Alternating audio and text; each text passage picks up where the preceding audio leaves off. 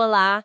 Hoje a nossa análise vai fundo numa história assim muito forte sobre fé, né? Fé em circunstâncias bem extremas. Isso. A fonte que a gente tem é uma reflexão devocional focada no relato bíblico, acho que bastante conhecido, a prisão de Paulo e Silas. Exatamente. Lá em Atos, capítulo 16. E a ideia aqui é explorar como é que a confiança, a adoração, podem aparecer mesmo, sabe, nos momentos mais escuros de sofrimento, de injustiça. E Sim. que lições a gente pode tirar disso hoje? Vamos dar uma olhada então nessa passagem? Vamos lá. A gente está falando, como eu disse, de Atos 16. Paulo e Silas, eles agem, segundo a fé deles, né? Pregam, libertam uma jovem que estava sendo explorada para adivinhação. Só que essa ação boa deles acaba contrariando interesses, né? Interesses financeiros ali do lugar. Mexeu com dinheiro. E aí a reação é violenta. Nossa, e que reação! A multidão fica inflamada contra eles, os magistrados mandam rasgar as roupas deles Hum, e que sejam açoitados publicamente. é um aceitamento severo mesmo. E depois disso tudo, são jogados na prisão. E não é qualquer prisão, né? Tinha ordem expressa para o carcereiro, segurança máxima. Exato. E segurança máxima ali significava o quê? O cárcere interior, a parte mais funda, mais segura da prisão. E provavelmente a mais desagradável, mais insalubre. Com certeza. E para piorar, os pés deles foram presos em troncos. Aquilo é um instrumento de madeira, né, que prendia as pernas numa posição super desconfortável, dolorosa. Então o cenário é de dor física mesmo, intensa, humilhação pública Total. e o encarceramento totalmente injusto porque eles tinham feito bem. Exato. Mas aí, olha só, é aqui que a história fica diferente.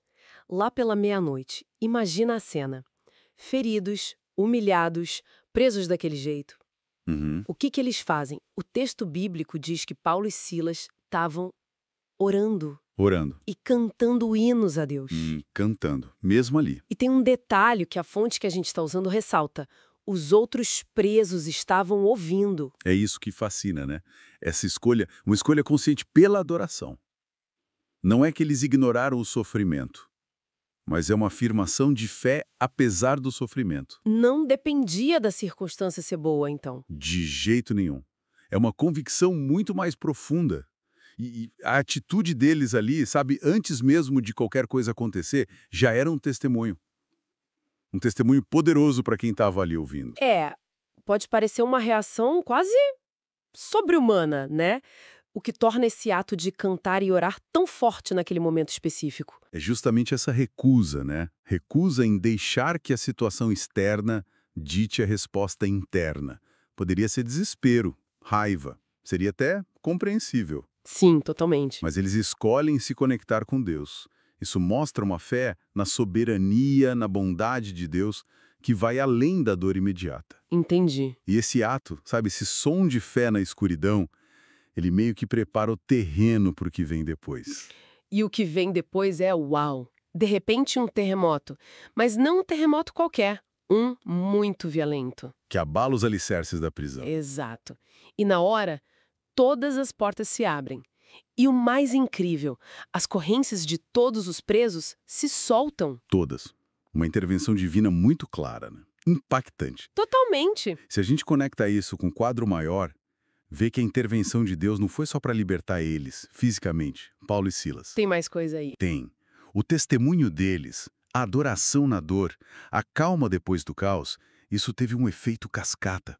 A nossa fonte até destaca o episódio do carcereiro, né? Ah, sim, a história do carcereiro é forte. Muito.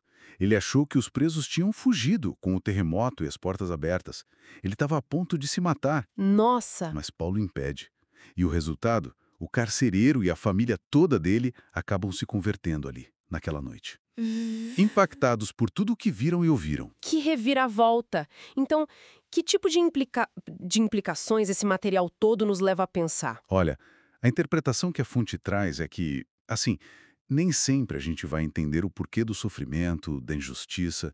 As respostas não vão estar sempre claras. É verdade. Mas, mesmo sem entender tudo, a escolha de confiar, a escolha de adorar a Deus, ela continua sendo uma possibilidade. Continua acessível. E essa atitude pode acabar sendo uma luz para outras pessoas, né? Meio que inesperadamente. Exatamente, a aplicação prática que se sugere é essa. Continuar adorando, continuar confiando, mesmo quando dói, mesmo quando a situação parece totalmente injusta. Ter consciência de que a nossa reação pessoal na dificuldade pode comunicar algo muito poderoso sobre a nossa fé. Isso. Aquela imagem de Paulo e Silas orando e cantando, sabe? Crendo que Deus ouve e age, ela é central. Isso lembra outros ensinamentos, né? Como Romanos 8:28, que diz que todas as coisas cooperam para o bem Uhum. daqueles que amam a Deus, sim. E Filipenses 4:4. Alegrai-vos sempre no Senhor, mesmo na dificuldade. Exploramos hoje, então, essa narrativa tão profunda de Paulo e Silas. Vimos como a fé, que se manifesta em adoração, não só sustentou eles numa aprovação extrema. Uhum. Mas também levou a uma intervenção divina e transformou a vida de quem estava por perto, como o carcereiro e a família dele. Fica, então, talvez uma pergunta final para a gente pensar, né? Além desse impacto, claro, nos outros, no carcereiro, na situação externa, de que forma será que aquele ato de orar e cantar hinos ali naquela cela fria, escura, dolorosa, como será que isso reconfigurou a própria experiência interna de Paulo e Silas? Como transformou o sofrimento para eles mesmos?